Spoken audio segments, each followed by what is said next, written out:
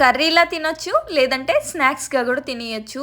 ఎలా తిన్నా సరే సూపర్గా ఉంటుంది. మరి ఇది ఎలా ప్రిపేర్ చేసుకోవాలో ఈ వీడియోలో చూసేద్దామా. నీట్గా క్లీన్ చేసుకున్న ఆలూకి పైన పొట్టు తీసేసి వాటర్లో వేసేసుకొని తర్వాత వీటిని వీడియోలో చూపిస్తున్నట్టు సన్నగా కట్ చేసుకొని సాల్ట్ వాటర్లో వేసుకొని ఫ్యాన్ కింద ఒక 5 మినిట్స్ ఆరబెట్టేసుకోవాలి, తడి ఏమీ లేకుండా. వీటిని ఇలా కట్ చేసుకోకపోయినా సన్నగా తురుముకొనైనా సరే వీటిని ప్రిపేర్ చేసేసుకోవచ్చు.